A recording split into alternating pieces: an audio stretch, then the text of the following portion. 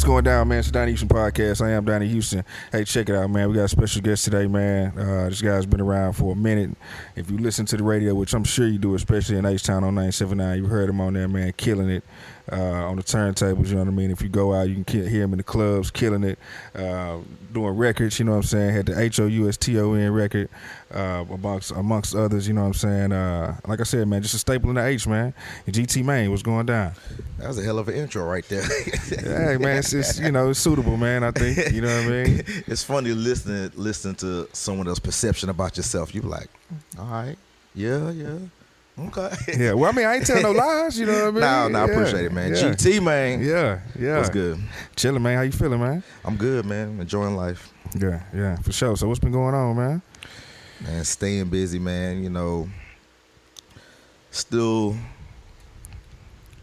fighting every day to, you know, remain relevant in a culture that changes every day. Yeah. You know what I mean? Yeah. It's like the culture changes. Whatever's on your timeline, that's the culture for the day. That's a fact. That's a fact. And whatever it is today, it ain't guaranteed that's what it's going to be tomorrow. Ain't what it's going to be tomorrow. So if you don't keep up with all of that, you're not going to stay relevant, you know? So it's just like, sometimes I wake up in the morning and, you know, I'm blessed. I get up, I go to prayer, and I pinch myself like, yo, it's crazy because I think about what I got for the week. Like, okay, what I got Friday, Saturday, this, that day, party, whoop, whoop, prom, boop, boop. And I get to thinking about it like, man, I still DJ 8 to 80.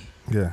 Like there's 2-3 generations of people in Houston that grew up listening to me on the radio. And when I really start thinking about it, like this is I done had some it's a chick in the club right now, you know, having a good time. Maybe 10 years ago, her mama was in the club. That's a fact. You know what I'm saying?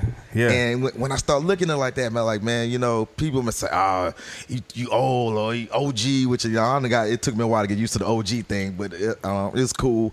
But I still have OGs I look up to, so I don't consider me old. I guess they call them triple OG. I don't know. That's a whole nother subject for another day. But the point I'm saying, like, you know, like 10 years ago, her mom was probably in the club, and then you get to thinking, like, man, it's literally somebody in college right now that grew up listening to me from elementary school. Right.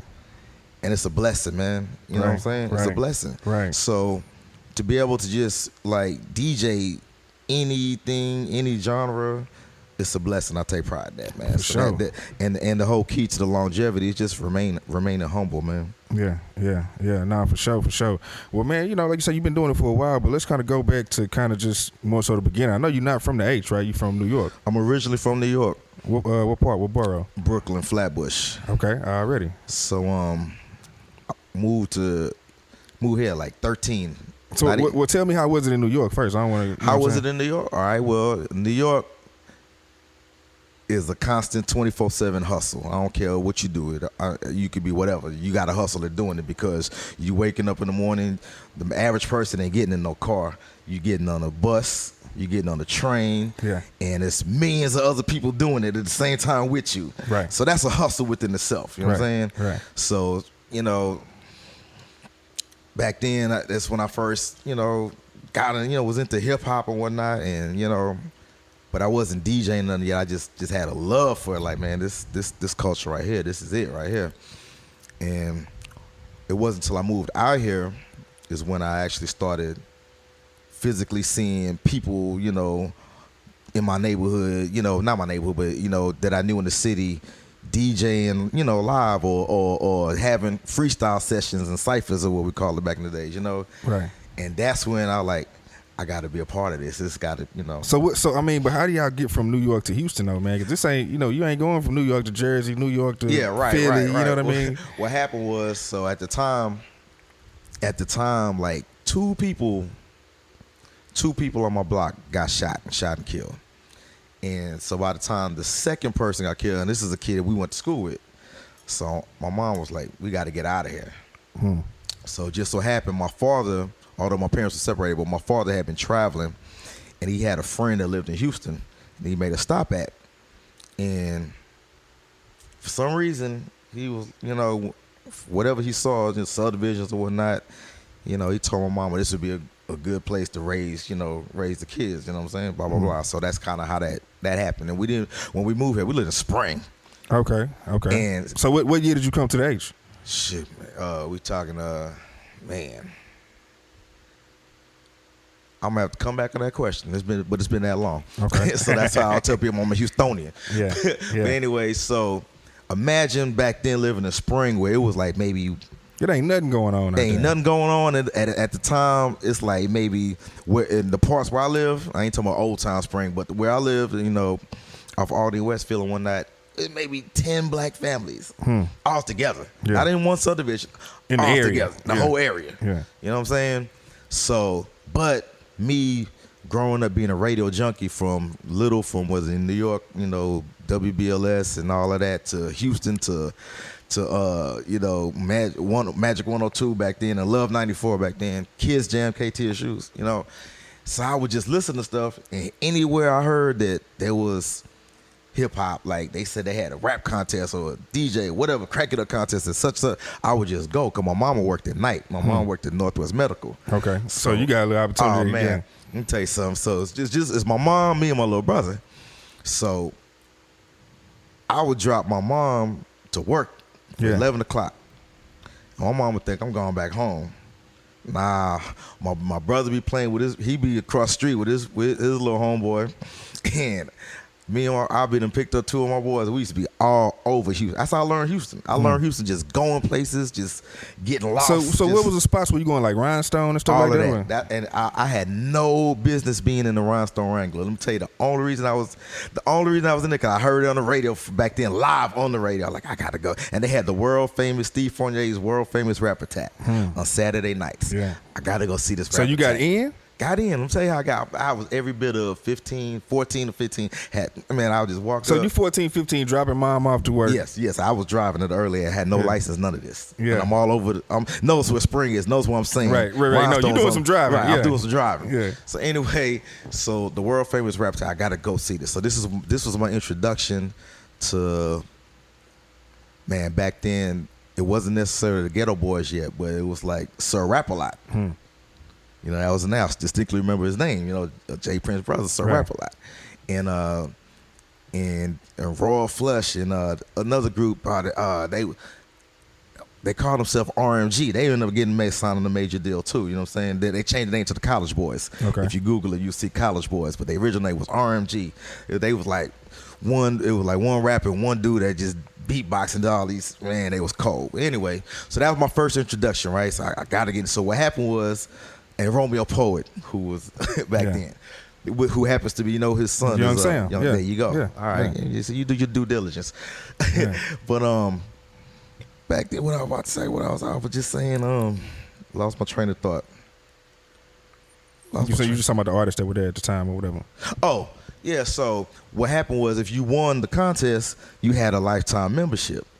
Meaning you getting free. Okay. So ain't nobody gonna ask you about no ID or whatnot because they know they already know that's blah blah blah. Just what happened, I actually won one Saturday. No shit. This is in the Rap Attack? Yeah. No I shit. actually went, right? So from there, everybody knew me. So no one ever questioned my age. Were you going by GT back then? GT, just GT. So where does GT come from? GT, I was walking down the hallway in Nimitz and saw a door said gifted and talented classes. And I was like, I don't know who in there, but I know I belong in there because I'm gifted and talented. It was just an acronym that I took and made the GT. That's live. And how the main GT Mayne came from, that was actually Mike B. Mike B, Trinity Garden Cartel. Yeah. I was in the studio one day. I was in the vocal booth. You know how you be testing the mic. Mic check, 1 2 1 2. GT in the house. GT, man. And Mike B was like, keep that. I'm like, keep what? What you just said? Like, what I just said? I was testing the mic. He said, when you just said GT, man. Yeah, he was like, keep that. And I said it again. And I said, like, all right. And then the call on. That's what's up. Okay. So you win Rap Attack. You're a lifetime member. I'm in that thing. So now I meet the DJs back then. Steve Fournier, Captain Jack, RP Cola, I consider my brother, RP, Lonnie Mack, you know what I'm saying? And that's who I gravitated to because we were not far off in age and I was still the youngest, but I was stocking, younger. They were the youngest generation back then. And so I would just go anywhere he was at, Rhinestone Wrangler, Palladium, when I just listen and watch. I would just stand by the DJ booth and watch. And then I'd go home and emulate everything I saw. And about a month's time, I started getting it, you know? So now I'm coming back to them like, hey, man, let me open up for you sometime, whatever. Yeah, this is Lonnie Mac. Right. Okay, tell me about Lonnie Mac, because all I know is On the Wheels of Steel is my homie Lonnie Mac, the Scarface line. You know what I'm saying? Yeah, man. Lonnie Mac was one of the coldest to do it, man. On them turntables, and not just that, but one of the coldest to just take the turntablism and put it into the club, combine it, and you know what I'm saying? Take it to a whole nother level. No shit. Yes, sir. Okay. Yes, sir. So, like I say, I used to just emulate what I was watching, seeing him do and whatnot at the crib till I got it. Once I started getting it, and then now I had to convince. I remember him and D Solo. You know, D Solo's DJ. Street Fighter, yeah. Man, let me open up. So once I did get the opportunity to open up, back then. He good. Look, keep going. No, you good. Keep going. Mind you, but I don't know. I'm not thinking about no money. I'm just doing it because I love this. But they getting paid and whatnot. Yeah. But it's all good. But that's how I really able to learn the club craft. You know what I'm saying? Okay. They're all different levels, man. They're none of the same. The club is different from the radio. You know what I'm saying? They're all different levels of DJing to me. Right. So you're still, and you're going to, you said Nimitz, right? Yeah, I graduated from Nimitz, yeah. Okay, so you are you rapping? Are you like recording in high school? Like, what are you doing as far as on the rap side? Yeah, back then I was recording in high school. Like we would make back then they had KTSU Kids Jam on Saturday mornings. And I remember making a theme song for them, and they liked it. They started playing it. No shit. So that was one of the first. That's how I first got out there as GT, the rapper. And I'll never forget I can remember the first time I rapped in public. They used to have these things called KYK back in the days, AM hip-hop station. They used to have these concerts in the parks, and they had one at Tidwell Park, and they used to have the rap contest. And you know, back then, rap was still a phenomenon. So somebody say, anybody know how to rap? That was a big deal back then. So I remember a couple of my homeboys one night like, right here. Nah. And long story short, ended up doing it, and you know, turned it out. So that was like, that gave me the boost of confidence. Like, you know what, I could really take this serious. Yeah. And I started taking it serious, man. You know what I'm saying? Like, my first record, I was in a group called Poetic Souls, me and my boy Snap, Red Sets. And our first record was Too Much TV. Cypher produced, you know Cypher, right? Yeah. Cypher produced it. And it was a hit, you know. Locally, it was a hit. So we was opening up for everybody. Everybody would come to town. We would be opening up, man. And like, what year is this? This is Studio 9.9. So this is the year that Snoop and Dre first came out with Deep Cover. So okay, so 91, like 92, 92. Yeah, 91, 92. Okay, yeah, right. Yeah. So so we opening up for everybody, you know, and it's like, so we was popular, you know. We had a major deal that we never signed. So who else? How was the Houston scene at this time? Like, who else was kind of out around this time on the underground level? Oh man, back then on the underground, you had the whole. Our group. Oh, what y'all consider more underground? Yeah, we consider. We straight consider underground. Okay. Matter of fact, my show back then, I had a show on back then on KPFT. Okay. Called the Underground Railroad. No shit. Yeah. That was my first show. That's before I hit the box. But yeah, man. So back then we were part of a clique called the Psycho Ward. Okay. You know, Poetic Soul, man, Theology, Taboo, and all these cats still to this day still rhyme and whatnot, and still like the X-Men of it. You know what I'm saying? But yeah, so we had the Psycho Ward. We were underground, and there were other underground groups. You know what I'm saying? And we had a whole. I used to do me and Cypher used to thing on Sundays called The Bridge. Okay. And we would do live. We were doing live hip hop shows. Back then we brought, and you think I think it's the 90s when I'm about to mention. So we brought everybody that was hot from Master Ace, Black Moon, Smith and Wesson, just anybody you could think of that was hot in that era came through. We brought through, and we was doing good with it too. And you know who killed us? Who that? I can tell you who killed us. The Wu-Tang Clan. No shit. Oh man, they shattered me for about 6 months. I was in the crib. No shit. We had a Wu-Tang show my boy Craig, R.I.P. Craig, Third Ward, he put the money up like, man, he saw my vision back then. He had the money, you know what I'm saying? He a hustler, you know, so I got the vision. So he saw it like, man, we're gonna do it for y'all. Cool. Book the show, send a deposit. What was it, 11 plane tickets, you know what I'm saying? This was about to be the show. I mean, we had big shows, but this is about to be the one where in my mind, I'm gonna be the Al Heyman of hip hop after this. When I tell you, man, people came from Austin, Dallas. It's crazy. It's ridiculous. And I got my people at the Intercontinental waiting for their flight. Their flight supposed to come in. I think 7. Boom. Boy at the airport, he hit me. He's like, man, they won on that one. I said, all right, they're probably on the next one, whatever. You know what I'm saying? Because back then there was no, social media where you could just, you just had to go based on somebody call you back, they call you. Right. So, man, they were there to the last flight, 11-something at night. I want to say 11:30. No Wu-Tang.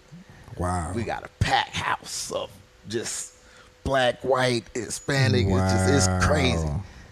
And man, they didn't show, and that killed my young promo career back then. Wait. So what happened with the Wu-Tang? Did y'all ever talk to them? Man, it was so much back and forth with the booking agency actually. You know what I'm saying? Not more so them, and it took me in hindsight to go back and figure out what happened. Probably not less than a year, maybe 6 months prior to our show, they were booked. You remember this? If I say this name, if you old enough, whoever old enough listening gonna laugh. There used to be a club, 45 in Parker, Chocolate Town. Yeah. They were booked there. I remember being there. I was there, and they came out. They got into their first song. Wu-Tang Clan ain't nothing to fuck with. Whatever they did that first song, and somebody out the crowd said something, and boom, long story short, I remember them. They just took off. Boom, just out of there. You know what I'm saying? So I'm thinking that, in hindsight, because of that incident, in their minds, probably deterred them from coming.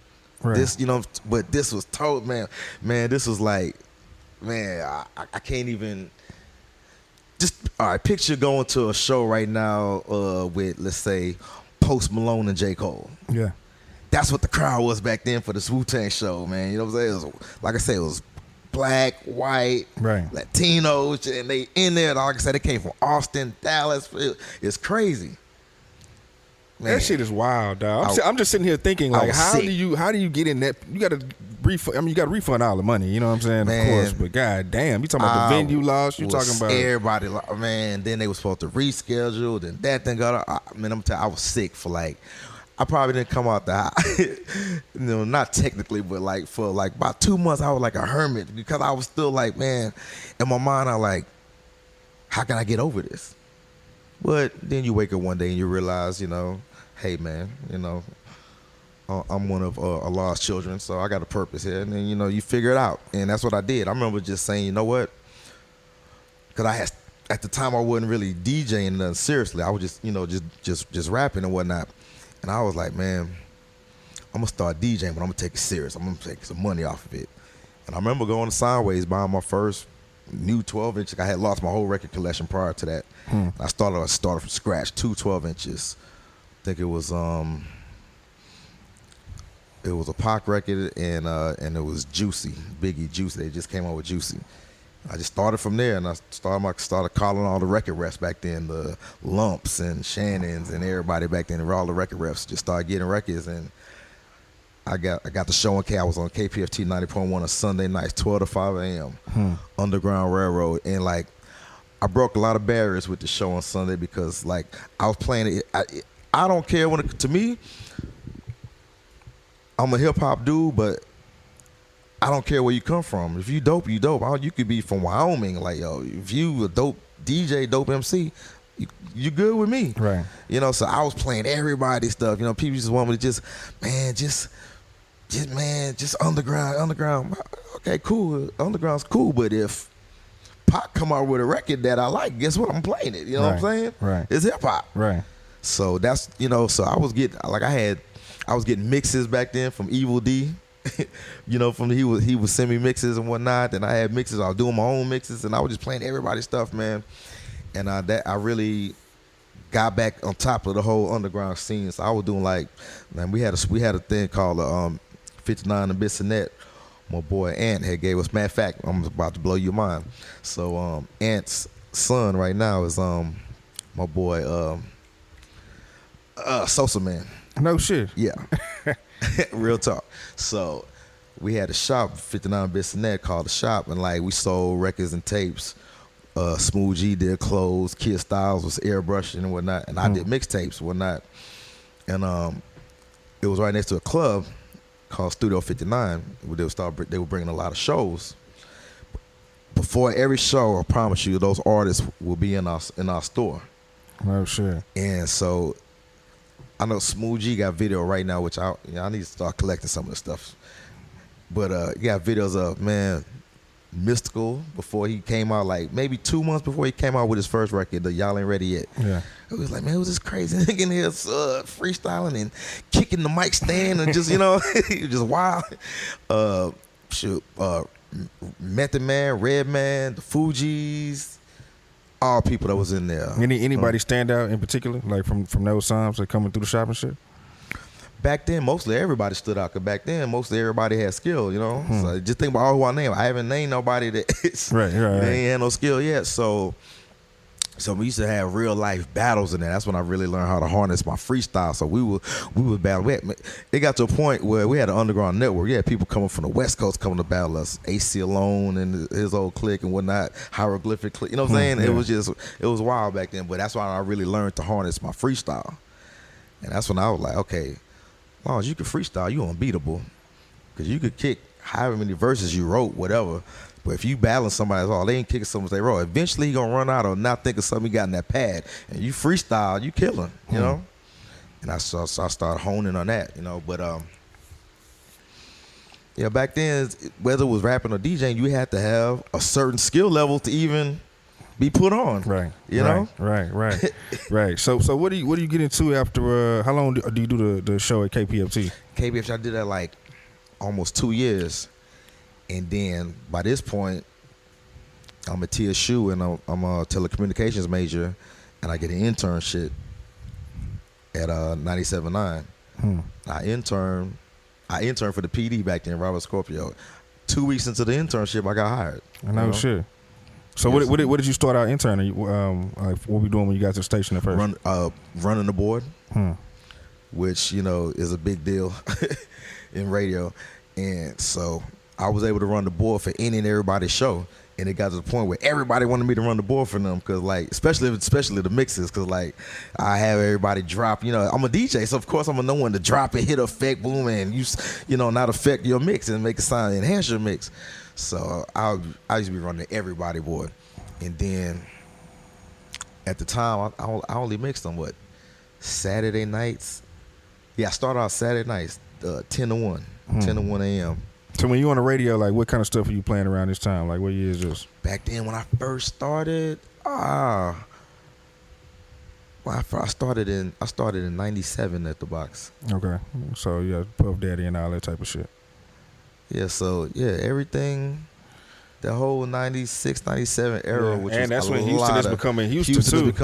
So man, we're talking about a lot of hits. How was the vibe in the city around that time, man? Because you on the radio, Houston's becoming Houston. You know what I mean? Let me tell you something.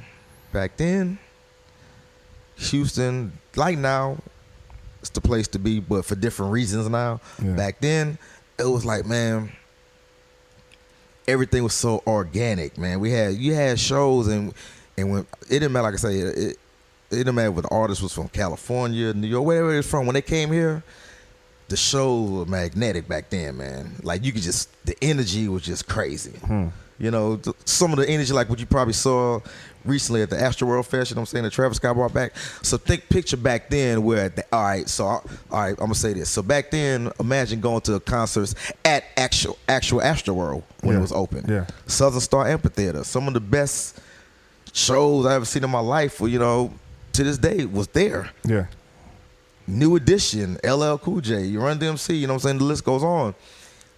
In the back of Astroworld, Sons of Star Amphitheater. So I could see when he came with this Astroworld Fest. Yeah. I could see the nostalgia from the older generation to the younger generation, and that same is kind of with that same energy now. What you see at that fest, with the energy at these shows back then, because you got to think hip hop was still so new. It was new. Yeah. So this is a phenomenon back there. And I was talking to somebody about this week. Back then, we're not realizing that we live in the golden era, kind of in a sense. We don't know. We just in the moment. You know what I'm saying? Right. So it takes to go back in hindsight. Like when I'm on the gram every day, and I'm seeing the 20-year anniversary of such and such album. Like, damn, that's been 20 years since that. Yeah. You know, and you look but look at the albums you're looking like The Chronic, Doggy Style, Ready to Die. You looking at all these albums. We talking about Nas, classic albums. You know what I'm saying? 25 years old. That are 25 years old. Yeah. How many people making classic albums right now? Right. It's not many. It's not many at all. You know? I don't think. But then at the same time, too, I think like, well, shit. What may not be classic to me may be classic to somebody. You know what I'm Exactly. Which I think the internet brought about every type of fan. You know what I'm saying? Right. It was fans that we didn't know exist till the internet. Right. Definitely. It's like you know, we were talking about Travis Scott, but at the same time, you got somebody like what's my man?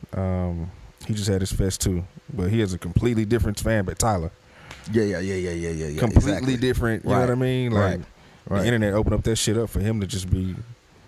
Man, let me tell you something. I DJ this cruise every year. Summerfest cruise, aka DJ Khaled cruise, right? This year they had Migos. No, Migos was last year. This year was a Cardi B, Post Malone, some more people, you know, some more hot artists and whatnot. And like the Saturday Cardi B show, I mean the whole pool, it's packed, whatever, cool. City Girls, some more people. Man, I did not realize how many Caucasian people were on the ship until Sunday night, Post Malone show. When I tell you they took over the ship, the whole pool deck ship. No shit. And me being who I am, I'm standing in the middle of it, like in amazement, taking it all in. Like, see what I'm saying? It's like you just never know what your fan base is or who your fans are. Right. Because I was looking at his fans and thinking to myself, the average, these people ain't coming up for the average artist. Right. You know what I'm saying? Right. He has a special connection. Like, these are his people. Like, you know what I'm saying? And they love him. Yeah. They love him. Yeah. They love him. And I was like, and you know, it was funny because they remind me of one of my favorite shows. Al Bundy was you know what I'm saying? Married with Children. Married with Children. Yeah. It was like these type of people I'm looking at. You looking at like, okay, this ain't the average hip hop fan right here, but they know the music, they know the lyrics, they know it. I'm like, yo, this is real. You just never know. Yeah. Nah, for sure.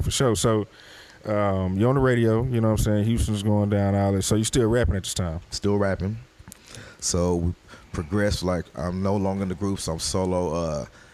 Steve Nice, which was my boy, we met at TSU. You know what I'm saying? And now we both on the radio. So we form a company, Key Players. You know, so we was doing college parties and start promoting. You know, start getting into the promoter aspect of stuff. Because I'll tell people DJing, and I love it. I still love it to this day. But it's an entity that you should also use to propel into something else. You know. Right. You know, do your own thing. You know, so it's like it's one thing to get money paid as a talent, but it's another thing when you making the money that pays the talent. Right. So I need to get into that aspect, and as we start getting into that, and so we put out a record called Our House. We sample Queen, another one by the doom doom doom doom doom doom doom. Did Steve Nice rap too, or he was? He was just Steve was like the. He was puffy. He was ad-libbing. But I'm doing all the rapping. And but this record takes off out here, you know? And with no even no even major radio play, you know, just college radio and clubs, and it takes off. We played the mix show. I take it back, playing the mix show on the box, but it was like never in rotation or nothing like that. Right. But and the record takes off. So once again, now I'm solo, opening up for major artists coming to town, whatnot, and to this day, like there's probably thousands of white people by 35 and up that love me to this day in Houston from that record. No shit. For no shit. No bullshit you not. I was performing in shit that it wasn't even no hip hop night. I performed. It's a club right there on 290 and 16. Used to be called the Lone Star, or it was like a straight. The name tells you the Lone Star Ballroom. Right. I performed in there. This wasn't no hip hop promoter, nothing. This was the club. Yeah, we want you. Yeah. From that record. All right. So then, fast forward, we put out a few more records. You know, we were doing marginal success. So then we started doing. I came with idea. I said, we want to highlight other artists in the city. So let's do this compilation, Key Players compilation. Key Players compilation. I remember that for sure. So what we would do, like I was going to like all the major artists I consider here, you know what I'm saying? Like, hey man, I'm gonna get you on my compilation. Either I could bring you a track, or you want to just submit a song, blah blah blah. But most of the times we, did the tracks. And the first one, man, we had a song called the Pac-Man song. Mm-hmm. This is for my. And how that song came about, I was in the studio, not far from years ago, studio named Ultimate Sound. Shout out my boy Big Rich. And I had a session with Papa Roo, and we got there early, and Mr. Mix from the 2 Live Crew, 2 Live Crew DJ, he was in there. Wait. So I know the story about Luke coming and meeting H.O.U.S.T.O.N and them at his studio. At that studio. So Mr. Mix stayed down here, or he just happened to be down here? He just happened to be here, I believe. Okay. He was doing some work for Lil Troy at the time, H.O.U.S.T.O.N Records. So he was wrapping up his session. He hit the play button, and that beat came on. That Pac-Man. I was like, hey man, who record is that? Who that's for? And he was like, man, this group Lil Troy got blah blah blah. He said, I don't even think they gonna use it. I don't even know. So I called Troy like, hey man, this Pac-Man record, he was like, he like, man, you like that? I was like, yeah, it's jamming. He's like, man, tell you what, man, you can have it, man. Shoot, and he said nothing. Yeah. So at the time, I remember, Ian Slim was on their second single that they had did, and I was like, yo, they pretty hot. I said, I can hear them on this. I'm gonna do this with them, And I go to them, I'll never forget. Slim like, man, rapping on Pac-Man. And I'm like, nigga, trust me, this shit's going to be a hit. Yeah. I hear it. Yeah. I don't know why, but I hear it. Yeah. So anyway, we do the record. It's jamming. This bitch is jamming. I think none of us said it to each other, but we all knew it. We could see in each other's eyes. This bitch is jamming. And about a week later, I get a call back from Lil Troy. He was like, man, I know I told you could have that beat, man, but you mind doing me a favor? And I was like, what's up? He's like, man, put my son on it, on the record. I was like, who's your son? And he was like, T2. I mean, if it constitutes to me keeping this beat, cool, no problem, Yeah. And so I take my verse off, and I let T2 have the middle verse, because in my mind, it's our record, it's on our compilation, whatever, right. Whatever. You're still tied to it. I'm still tied to it. I got solo songs on this thing, so whatever, good.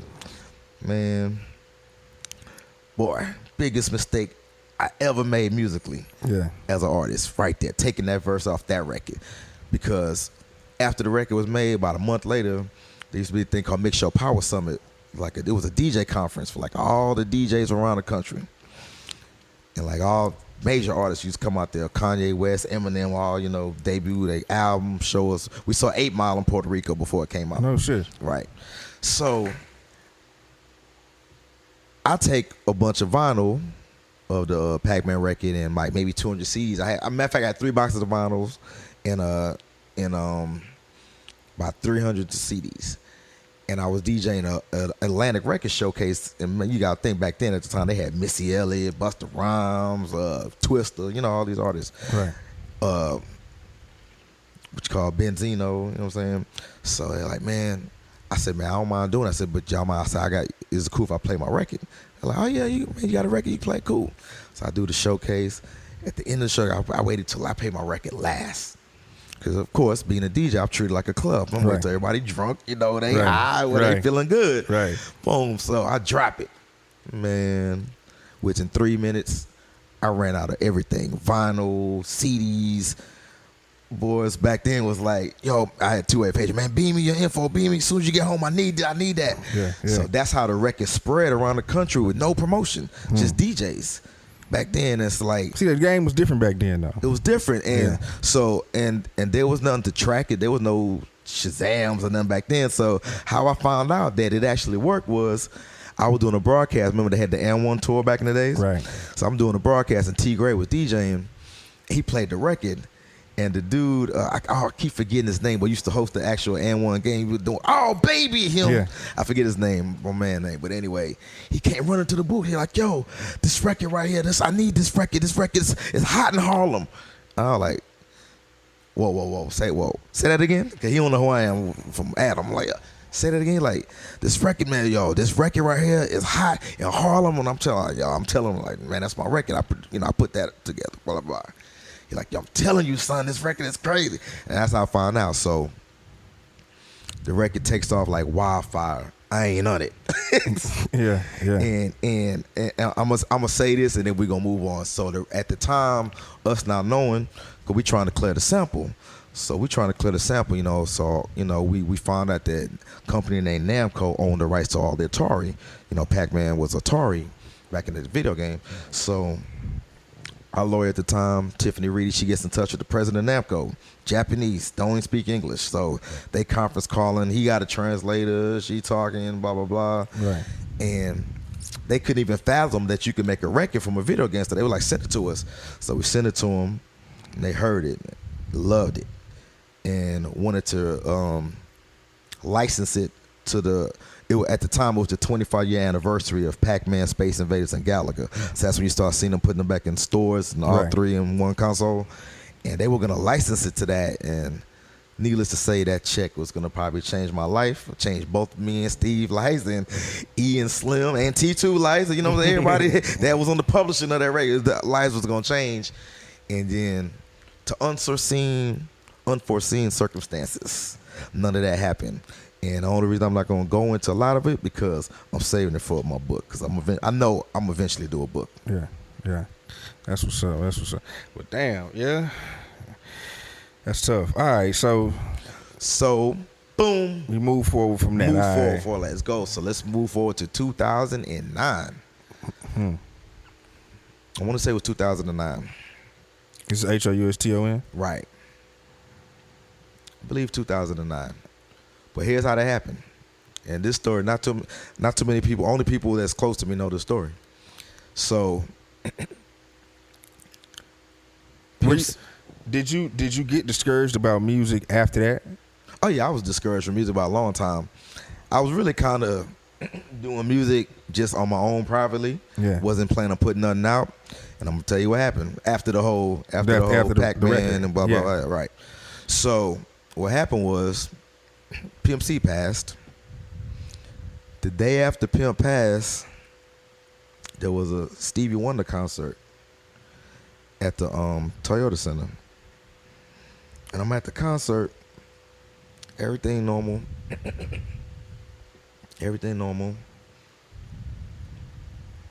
And Stevie Wonder does a tribute to Pimp C. And he on the piano, and he played International Players Anthem and something else, whatever. Then right after he did it, all of a sudden, these words pop in my head. Like, just literally in my head, just singing in my head, like, when I first seen her, she was meaner then. So now I'm like, you start out that night, I'm like, so now I'm going back adding words to the melody in my head. And I'm with my son's mom at the time. We're at the concert, and I'm telling her, I said, man, as soon as this show is over, I got to get out of here and get this verse out of my head on paper, but really my notes. And as soon as I get, I'm coming out 59, and I got my phone out. I'm putting this whole verse in my notes. Whole verse cut on my head at the concert. All right, so At the time, I get home, I hit my boy Phil, who produced it. I said, man, Phil, I said, I gotta come get the song out of my head tomorrow, man, in the morning. So at the time, my homegirl that was going to TSU, Jasmine, she played the violin. She wanted to produce a track. She had a whole track in her head because she played the violin, so I could see how that could happen. Right. She's like, I want to hear a beat to this riff I got. All right, cool. So we go to the studio. So she's there for that. So when I get there, I said, man, I tell him, I said, these the keys. I said, I want you to play on the piano. Boom, boom, boom, boom, boom, boom, boom. I said, that's the hook. I said, H.O.U.S.T.O.N. I said, just play the keys like that. Boom. He do that. I call my girl Asia, Dominique, and my boy Eddie. They do the hook. I'm on the hook, but Asia, of course, you hear the female part singing, and then Eddie, he do the bravado. So he a professional. He roll with Brian Michael Cox. So he do the the real bravado, right? So Eddie came, but so we do he finished the track, finished the beat. I laid the first verse, laid the hook, and as soon as I come out the vocal booth, the whole second verse pops in my head. And I know it sounds crazy saying pops in my head, but literally I can just see the words in my head. Yeah. Right? I said, I got the second verse. I go back in there and lay it. Cool. We done. It's jamming. I tell Phil, I said, man, I think this is it. So we was leaving, and then Jasmine goes, I hear a violin on it at the end. I'm like, huh? Hey, it's a studio. I mean, we can try it. If we don't like it, always erase it. Yeah. Man, she go in and she do the violin in the end, and I promise you that was like the icing on the cake. Yeah. We knew right there. Now this is the one. This is it. Yeah. You ready to go now? Right, it's ready now. So the file at the time I started doing on Sunday, me and Walter D straight from the streets on Sundays. And I played it one time. Phones went crazy. But I wasn't gonna judge it from that, and I didn't even want to be. I didn't want nobody to feel. So I did it that one time. I didn't want nobody to feel like, oh, he on the radio, he gonna play his record and that. So I just stopped. Just played that one time. Kind of tested with myself. So what I did was I pressed up 3,000 CDs, and I just started taking them everywhere: schools, barbershops, whatever, salons, wherever. And then I would go back and get the feedback. And they be like, this song jamming. So then, finally I went to the powers that be, like, I think I got a record, you know? You might want to try this in the mix show. Shoot, I think that record played in the mix show about a week. Next thing you know, it was on fire. Nah, that record was going. So y'all really, I mean, there's no real, y'all don't really have an advantage over anybody else with a record. Like, if you at the radio and you doing radio, it's the same process. Nah, I probably thought that going in back in 1997. Like, you know what? I rap. I'm gonna put out some records. This should be able to help me right here. Yeah, man, it was a total opposite. No shit. It's a total opposite. We have a much steeper hill to climb because for that simple reason, people gonna feel like, you know, you can do that because right. You just nah, I really can't. Yeah, and really, But that record, I remember, and this was the pinnacle for it for me. I came on one day, man. I was on the couch and my phone started blowing up. And I'm like, what the hell? I'm like, look at my phone. I finally looked, and it was like, cut on 106 and Park. And I cut on 106 and Park. The topic of the day was what song best represents your city and why. And man, you just kept seeing H.O.U.S.T.O.N coming up, and I was like, "Ah, man, that was a Grammy for me." yeah. That was a Grammy for me right there, man. You know how big 106 and Park was back then. Yeah, for sure, man. That's what's up. So, how far did you get to go with that record? Put it like this: I got to go pretty far, and I still get a nice. Let me correct that. Yeah, I was about to say, right, I get a nice little check monthly, Tune Corp. Now, there's somebody else that's getting a nice check off of it because they fucked me in the process. There's somebody I trusted, you know what I'm saying? And that's the other major story. Was that the second one when you going to say, okay. You want to talk about it or just something else? It's like somebody that I trusted, you know what I'm saying, that had, the knowledge of distribution and whatnot that worked at a distribution company for a long time, Southwest Wholesale, you know what I'm saying? They had to connect with, you know, major distribution, and I trusted them, you know what I'm saying? After getting fucked once, you know, majorly, you know, I thought to myself, yeah, I learned from my mistakes, you know what I'm saying? Paperwork and the whole nine, and still got fucked, you know? So you got to imagine how frustrating that could be, you know, the first time. Now the second time, it's like, man. Yeah. So yeah, that after that, it kind of left a bad taste in my mouth. You know what I'm saying? Till one day, B King hit me like, nigga, I got a record for you. You know what I'm saying? Yeah. And I did the record with him and you know, Sauce Walking Sosa Man. You know what I'm saying? Yeah. Which that record put me back with the youngins too. You know what I'm saying? Put me back with the young generation too. And to this day, it's like, it was crazy. We got a nice Michael Ortiz video, and I never even put it out. Video dope as hell, and but they really fuck with that record. You know what I'm saying? Right. And but then, like I say, once again, like after that, man, I just got tired of the whole politics of the music industry, and then being typecast, feeling like, oh, radio DJ putting out records. I don't like.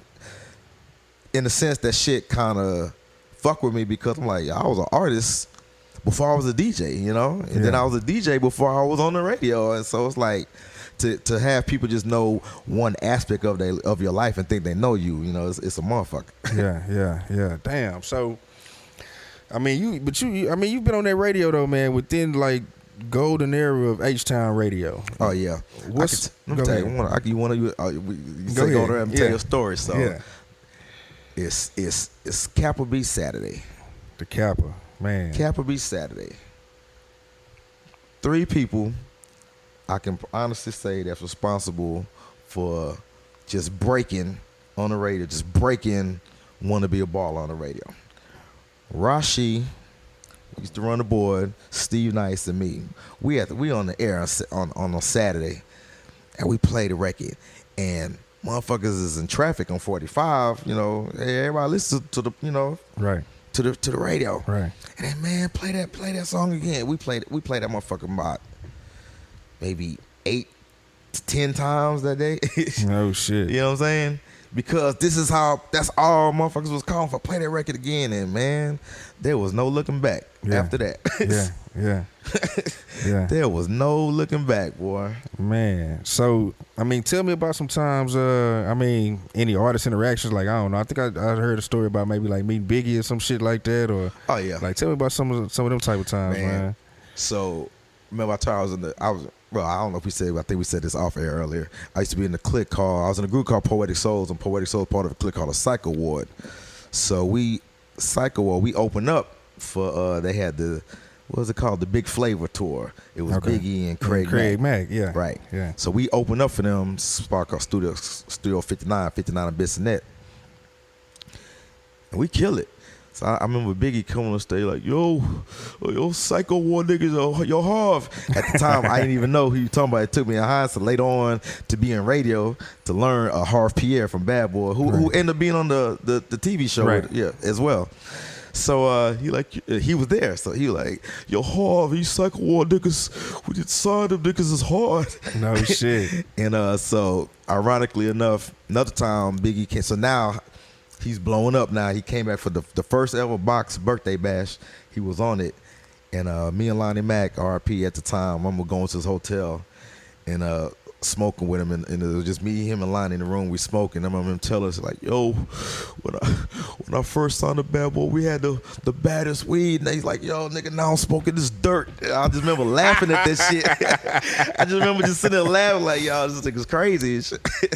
But, man, that's hilarious. Man, let me tell you who I got a cool relationship with too. I respect him as an artist and as a person. Cool, just a cool motherfucker, man. Just from day one, Common. From the first time Common, we used to have a shop right next door to the club at 59 Bissonnet. And he came and he freestyled, and we freestyled. Like every time he come, we would freestyle together. Boom, boom. Yeah. To this day, if that nigga came right here, yo, GT, start freestyle, we're gonna freestyle. You know what I'm saying? And he always remembered the nigga. You know what I'm saying? And I respect that. You have certain artists. I don't like meeting artists that I admire, because if they have a fucked up attitude, or some type of shit, it fucks up my perception of them. Yeah. So I don't even want to meet them. Yeah. I don't want to fuck up the legacy that I have in my brain, right? Yeah. But it's that's cool. a real thing, dog. There's some rappers I may be like, damn, I wish I never met this. Yeah, I rather if I'm a fan, in my mind, if I'm a fan of you, keep that image. I rather in order me to keep what I feel about you, I'd rather not meet it, because if I meet you, then you're an asshole who fucks with me. Yeah. But like Common, he don't fit that at all. Let me tell you who else. LL, same way. You know what I'm saying? 50 Cent, same way. Like, you have certain artists that will remember you, and like, yo, I come a time I want him to interview me. You know what I'm saying? Yeah. Yeah. They actually know how to, build rapport, and, relationship with certain, people that they in their mind, like, I fuck with them. You know what I'm saying? Yeah. Sort of like, okay, I'll give you a prime example. Look at my man, Bebe. Yeah. You know what I'm saying? In Dallas, yeah. In Dallas, yeah. You know what I'm saying? Like, everybody in this industry fuck with Bebe. Everybody love Bebe. You know what I'm saying? Yeah. And it's like, I'm gonna tell you who else was like that. I watched his ascension come up from the Mix Show Power Summit to where he is now. Khaled was the same way. And it was all because he was so charismatic. So you remember him from back then? Yeah. I remember when Khaled won his first Mix Show Power Summit award, and I remember thinking to myself, man, this dude right here gonna be on TV. I've said that to Steve. This dude gonna be, because he was so charismatic about it. He like, yo, it's my first award and blah blah blah. And this is before We the Best, but he's got the same energy. And I told Steve, I said, yo, this nigga gonna end up being on TV one day or some shit, hosting The Basement or some shit. Yeah. Lo and behold, right. You see what he's doing now. Right. But it was because he was one of the people that everybody fuck with. We have certain people in the industry that everybody fuck with. And I'm one of those people, but I'm just so, you will know it because I'm so humble and laid back. I'm to myself, you know what I'm saying? Yeah. I know it's going to be a lot of people hear this shit being like, damn. First, they're going to be chilling, I'm cussing and all this, but they don't, it is what it is. But I'm so to myself that you won't realize that a lot of times, and this has been going on for years in Houston. Whenever a Houston artist put out a record and it's hot, and like we playing it in the clubs and on the radio and it's hot, you know what I'm saying? Yeah. I'm one of the first people that will get a call. Yeah. From a label or whatever in New York, like, yo, what's up with this such and such record? Who's this artist? Blah blah blah. I see y'all playing it 30-something times. Blah blah blah. And you know what I'm saying? Yeah. And I've to this day now, I probably had at least 20 to 30 of these calls. And to this day, from day one, I've never had anything negative to say because I want to see all of us win. Yeah. I want to see us all win. Yeah. So when I get that call, oh yeah, he a cool motherfucker. Yeah, fuck with him. Yeah. Or she cool. Yeah, she got a following. Blah blah blah blah. You know what I'm saying? Yeah. I want us all to win, man. Yeah. You know what I'm saying?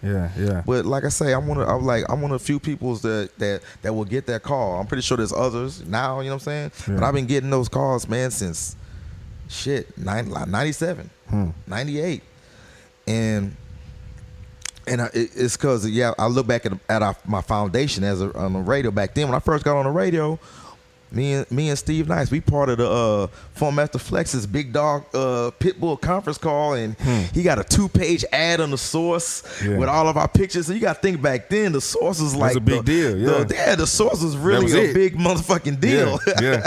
That's like that was a blockbuster movie to hip hop. You open the Source, a 2-page ad. So real quickly, aside from the skill level, I was respected, in the industry, and nothing has changed because I'm the same motherfucker from 1997 to 2019. Yeah.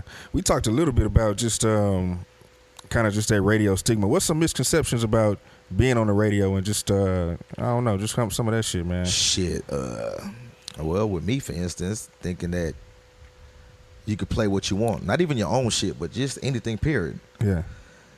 Did it change over time? Was it ever? Because it kind of seems that way on the outside. It's had its phases, put it like that. Yeah. And I think what killed a lot of that, technology. Yeah. See, cause now, all right, let's say I'm your PD, you work for me, right? I used to depend on what which I still depend on your word. What you tell me, you say, what's GT, hot? This is hot in the club, this is hot, blah blah. Your word still to this day. In 2019 is still valid, but one thing now, your word has to go parallel with all this technology now, because you can see how many times or what records are being Shazammed in the city. You know what I'm saying? Yeah. or what record is being streamed on the internet, you know what I'm saying, or viewed on YouTube. Yeah. So it all has to go parallel now, you know what I'm saying? Yeah. So technology really changed the whole game. Yeah. You know, you went from a physical research team to now, you know, they got, you know, PPM, people meter, people meter, and who know who got those? We don't know who got those. Yeah. And You know that what shit I'm can be saying? played with too. You know At what I all. mean? Yeah. Yeah, Man, so what do you? I mean, what's your ultimately? I mean, shit, you done a lot. Is radio where you want to finish, or what do you ultimately see yourself kind of? You know what I mean? Saying like, all right, I've done it all. I'm good. Man, I'm study evolving. A lot of things helped me to evolve. Like, you know, Hurricane Harvey, number one, after, you know, is when my whole foundation came about, the Social Warriors. And that, you know, quick tidbit, you know, I was rescuing a lot of people, you know, by making memes and putting a hashtag, you know what I'm saying? These Social Warriors took on a life of its own during Hurricane Harvey. So I ended up, long story short, and again, like almost 300 people rescued. Man. And then another 100 something out and poured out the Beaumont and whatnot. That's what's up. And it all started because I was stuck in the house. I couldn't leave the house. And I was seeing people that need to be rescued, but their information wasn't looking right. So I would take the info, make my own meme. I made a hashtag. Next thing you know, it just caught on. People from all over the world was reposting and blah, blah, blah. And I ended up doing like 3 news interviews over the phone from the hashtag. No ABC shit. World News, you know what I'm saying, CBS News, all from the hashtag. We're following this hashtag, the Social Warriors, you know. And the reason I came up with the name, because I was using social media. Yeah. So I was like, you know, Social Warriors. And it's long story short, so I started that foundation. And first thing I did with the foundation called 15 Minutes of Fame. Did in 2017. I came to the gym. I'm telling Zero and Slim. I said, man, I did this cool thing with these cops called Shot for a Cop, Shot with a Jock. I think that would be dope. Like, man, if we did that with the kids, man, like rappers and DJs, whatever. And then Zero was like, well, shit, let's do it. I'm like, yeah, we're going to do it. I'm going to do it, you know, whatever. Yeah. Probably, you know, next semester, whatever. You're like, shit, let's do it now. Mind you, it's like a Tuesday, and school getting ready to get out for, you know, winter break on Friday. Yeah. So you like, shit, I'll put up such and such. And somebody says, I'll put up. And in my mind, I'm like, shit, I know I'm good for at least about 500 right now. So pull the money. So what we did was I called my ex. She worked for H.O.U.S.T.O.N. I said, you think you can get some probably some, you know, underprivileged kids or whatever, but probably still doing good in school when I'm taking my shopping spree. So long story short, I ended up getting like 20 kids. Man. Got the bus, they bust them, and I went to the Walmart. And the reason I chose the Walmart on South Rice on 59 was during Harvey, they were giving me like 50% off to get, you know, I was getting, people were sending me money from all over the world, and I was buying supplies and taking them to shelters and whatnot. So they were giving me 50% off. So I was like, you know what, I like that manager. I went back there. So called up as many artists that I thought was, you know, come through. It ended up being more than I expected. It had Slim, Zero. This when Slim had broke his leg. Yeah. So he coming in on crutches. And Paul Wall, Kirk O'Banks, Johnny Dang, Propane, Bun and Queenie. Man, it was crazy, you know. Ali Sadiq. And we just paired each kid with, you know, with an artist, a celebrity. And they had a 20-minute shopping spree. 15-minute shopping spree. That's what we call it, 15 minutes of fame. Because you have 15 minutes to go around the store, get what you want with. And each kid exceeded their gift card that we gave them, but everybody they were with came out their pocket to fit whatever the remaining balance was. So that's an annual thing now I do with my foundation. And I plan on doing more things of bigger nature like that with my foundation. And then I have a festival I do called Houston Jerk Fest, which is basically a Caribbean festival, you know, based on do a jerk cook-off competition, you know what I'm saying? And we do the concert, we have vendors. This year was our biggest year to date, you know. And where'd you do that? It was at Midtown Park. Okay, already, that's what's up. Very diverse. It was nice. It was everything I've been picturing. We got a proclamation from the mayor and whatnot. That's what's up. And so I know 2020 is gonna be even huge. And people always wonder, so yeah, back to me just DJing period. People always wondered, why is this nigga playing reggae and blah, blah, blah, and Afro beats and blah, blah, blah. But I'm the first one born in the United States in my family. Yeah. My family's from Trinidad. Okay. I'm the first one in the United States born in my family. Matter of fact, I'm a dual citizen. I didn't even know this till I was going to Trinidad Carnival a few years ago and got to the airport. And if your parents left the country before a certain year, that made you a citizen. So I'm a stamp my passport, dual citizen. I'm like, no shit. Well, that's good to know. But anyway, so I've always been diverse growing up. You know, my family listened to everything. Soca music, reggae music, R&B, country music. You know what I'm saying? It's like growing up in a West Indian family on Sunday mornings, you can hear shit from Kenny Rogers to Willie Nelson. You know what I'm saying? So it just varies. So I was always diverse when it came to music. So of course, when I started DJing, it's gonna be the same thing because I know there's somebody in the party that it's just touching them right now. Yeah. I didn't care back then. So if I'm playing, if I'm gonna dedicate 2 records to 2 reggae records or 1 soca record to that, even if it's just that one person, I know I made their life right now. Yeah. And then, but I started seeing it catching on. Now look. Yeah, nah, you can't. Now look. Yeah, you got to play some of that. Name me a DJ that don't have to play no Afro beats or nothing right now. That Afro beats back like that dancehall was in the early 90s, Yeah, man. man. That shit is back strong. Yep. Yeah, man. But that's what's up, man. You got anything before we get up out of here? Say it again, I hear you. I was gonna say, you got anything before we get up out of here? Man, I'm always trying to convey the message of, man, stop procrastinating, man. I want anybody that's listening, man, to just whatever it is you say that you know it's in your heart that you want to do it, you want to put it out there. You know, I don't give a damn if it's a clothing design or you're an artist or, you know what I'm saying? Do it, man. Do it. What you waiting on? They like one of the best memes I've seen lately was they like, you know, they say that you live once. Nah, it's not true. You die once. You live every day. But here's the thing: time is not promised. So whatever it is that dream you're trying to fulfill, go for it. Because I've always been that person, man. I was like, I'm gonna go for mine. You know what I'm saying? If I have the vision to do it, or it comes to me, a lot of stuff comes to me in my sleep. You know what I'm saying? And when I get it, I receive it because I know that's coming from Allah. You know what I'm saying? I didn't just dream this brilliant idea. You know what I'm saying? We only use 5% of our brain. So, but I'm just saying all that, you know, do it, man. You know, like I've noticed, like since I've been working out and since I started running Memorial, I just started just, you know, putting it on the gram, like, you know, putting a video out there. And then I started realizing how many people would DM me or come up to me in the club like, man, I appreciate that, man. You got me started, da-da-da-da.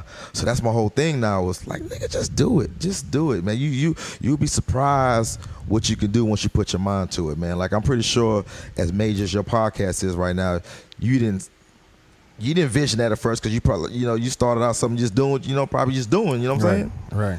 And now look, you see what I'm saying? Right. Like, I'll tell people when I started DJing in my room and in my boy Ray room in high school, I didn't see myself traveling the world, DJing and whatnot. But guess what? Once I knew that I had the skill and the confidence to do it, nothing or nobody gonna stop me. Yeah.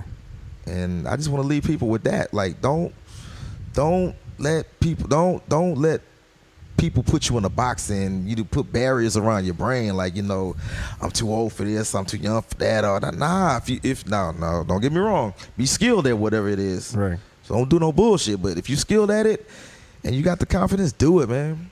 You never know. Look how many people, like, I've seen it. You look how many artists or whatever you seen was here today. Tomorrow they traveling the world. Yeah. You know, I remember sitting in the alleyway, standing in the alleyway along the Palladium, the Rhinestone Wrangler when it was on the north side with Bushwick in the alley drinking a 40. Cause back then he was just dancing and whatnot. Yeah. Just drinking a 40. Oh shit, you talking about earlier? Yeah. Drinking a 40 ounce OE and whatnot. We just talking shit and shoot. And then 2 months later, Mom Playing Tricks come out and like this nigga's out of here. I'm watching them on MTV, and it's like, yo, it's a great feeling and shit. You know what I'm saying? And you know what? And I'm gonna end it with this because I'm glad I brought up Bushwick. That was my dude, R.I.P. He was the first major artist to come up to me and say, yo, he was like, yo, this motherfucker GT. He said, I've been all around the world with the Ghetto Boys, and we put out major fucking records. But this motherfucker made the perfect record about our city. Man. He's talking about H.O.U.S.T.O.N. That's what's up, man. That's live, man. That's what's up. Rest in peace, Bushwick, man. Yeah, man. So I'm going to leave with that, man. Yeah. That's what's up, man. It's the Donnie H.O.U.S.T.O.N. podcast. GT, man. I appreciate you coming through, man. It was a pleasure, for real, man. For sure, man. We out.